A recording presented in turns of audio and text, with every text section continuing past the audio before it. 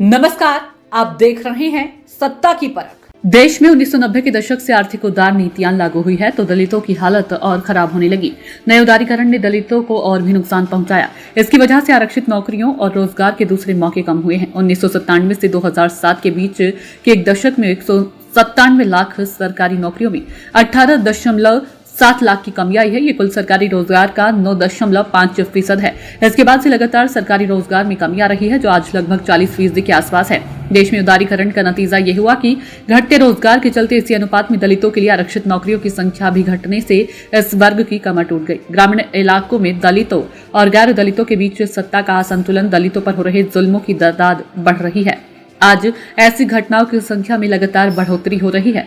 सरकारों के तमाम कानून और दावे केवल कागजों तक सीमित रह गए हैं। देश में कृषि व्यवस्था के बढ़ते संकट ने ऊंचे तबके के किसानों और दलितों के रिश्तों में खाई को और गहरा कर दिया। दलितों के प्रति ये नाराजगी कुछ छोटी हिंसक घटनाओं की वजह से भयंकर जातीय संघर्ष देश के किसी न किसी हिस्से में हो ही जाते हैं। ये पूरी तरह से आजादी के बाद की आर्थिक सियासत का नतीजा है। जुल्मों का ये नया वर्ग तैयार हुआ जिसमें ऊंची जाति के हिंदू दलितों को निशाना बनाते हैं ताकि वो पूरे दलित समुदाय को एक सबक सिखा सके। आज पूरे देश में दलित ऐसे हालात और जुल्म का सामना कर रहे हैं। 20वीं सदी की शुरुआत में दलितों की हालत सामाजिक, शैक्षिक और आर्थिक तौर पर एक जैसी ही थी। गिने चुने लोग ही थे जो दलितों की गिरी हुई हालत से ऊपर उठ सके थे।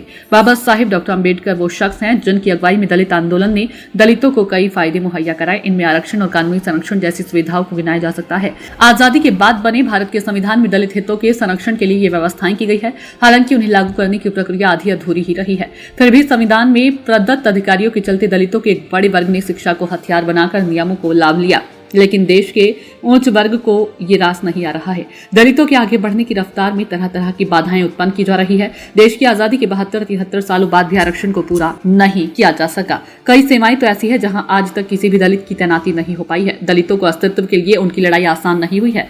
हालिया देश की सर्वोच्च न्यायालय ने केवल सरकारी आधारों पर SC/ST के बीच क्रीमी लेयर का जो फैसला दिया, धरातल पर कहीं भी खरा नहीं उतरता। देश की लगभग 20% से अधिक SC/ST की आबादी के चंद लोग पिछले 7 दशकों में तरक्की की नई ऊंचाइयां छू जरूर गए, लेकिन वहां भी उन्हें जातीय तनाव से गुजरना पड़ता है। किस तरह से आगे बढ़ने के लिए अपमान के घूंट पीने पड़ते हैं, ये बात सुप्रीम कोर्ट कभी नहीं देख पाएगा। देश में उदारवादी नीतियों के चलते सरकारी नौकरियां खत्म सी हो गई है। इसके चलते एकेडमिक और ब्यूरोक्रेसी के विकास में उनकी तादाद घट रही है। दलितों में बेरोजगारी की दोहरी मार हो रही है। यह एक वह वर्ग है जो अपना सब कुछ नाव पर लगाकर शिक्षित हुआ था, अब बेरोजगारी के चलते भारी आर्थिक संकट से गुजर रहा है। उसके पास ना तो धन है और ना ही रोजगार और ना ही संपत्ति। वो अपने परिवार को कैसे आगे बढ़ाएगा। सुप्रीम कोर्ट में SC/ST के क्रीमी लेयर के फैसले का समर्थन करने वालों का कहना है कि आरक्षण के लाभ से कई दलित जातियां आज कई ऊंची जातियों से अच्छा जीवन व्यतीत कर रही है। अब उन्हें आरक्षण की जरूरत नहीं मालूम होती। आज अमेरिका और दूसरे देशों में दलित आप्रवासियों की अच्छी खासी आबादी रहती है। आज कई दलितों ने कारोबार में भी सिक्का जमाया और यहाँ तक कि उनकी अपनी Dalit Indian chamber of commerce and industry भी है। तो ऐसा लगता है कि दलितों के एक तबके ने काफी तरक्की कर ली है। लेकिन तस्वीर का दूसरा पहलू देखें तो अभी भी ज्यादातर दलित उसी हालत में है जिस स्थिति में वो आज से 1 सदी पहले थे।